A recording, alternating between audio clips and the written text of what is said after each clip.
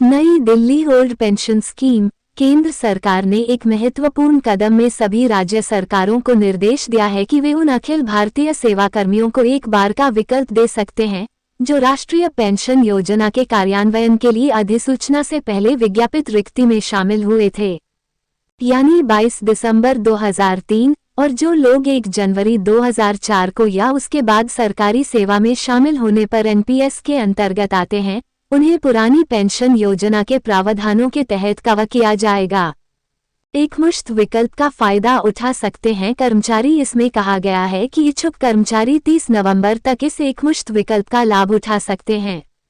पात्र कर्मचारियों को 31 जनवरी 2024 तक पुरानी पेंशन योजना का लाभ उठाने के आदेश जारी कर दिए जाएंगे और उसके बाद उनके एनपीएस खाते 31 मार्च 2024 तक बंद कर दिए जाएंगे।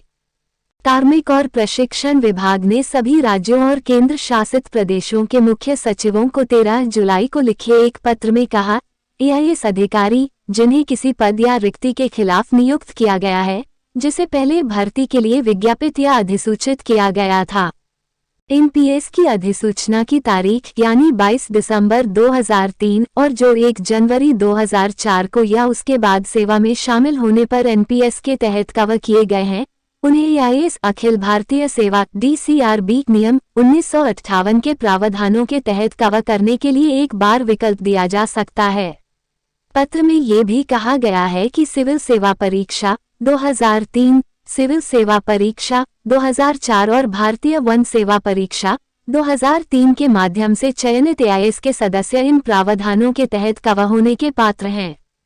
ये सदस्य भी एकमुश्त विकल्प के लिए होंगे पात्र। पत्र में ये भी कहा गया है कि सेवा के सदस्य जो अखिल भारतीय सेवा में शामिल होने से पहले केंद्र सरकार की सेवा में चुने गए थे, जो सीसीएस पेंशन नियम 1972 अब 2021 या किसी अन्य समान नियम के तहत कवर किया गया था, वे भी डीओपी एंड पीडब्ल्यूओ 3 मार्च 2003 और एआईएस डीसीआरबी नियम 1958 के तहत पुरानी पेंशन योजना के प्रावधानों के तहत कवर किए जाने के लिए एकमुश्त विकल्प दिए जाने के पात्र हैं।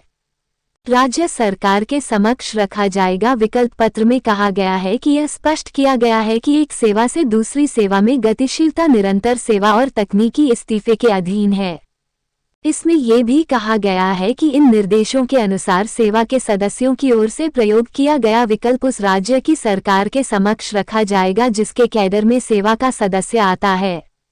इसमें यह भी कहा गया है कि यदि सेवा का सदस्य इन निर्देशों के अनुसार एआईएस डीसीआरबी नियम 1958 के तहत कवरेज की शर्तों को पूरा करता है, तो इस संबंध में आवश्यक आदेश 31 जनवरी 2024 तक जारी किया जाएगा।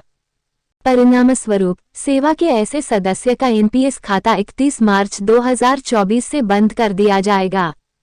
सेवा के सदस्य जो एआईएस डीसीआरबी नियम 1958 के तहत पुरानी पेंशन योजना का विकल्प चुनते हैं, उन्हें जनरल प्रोविडेंट फंड जीपीएफ की सदस्यता लेने की जरूरत होगी।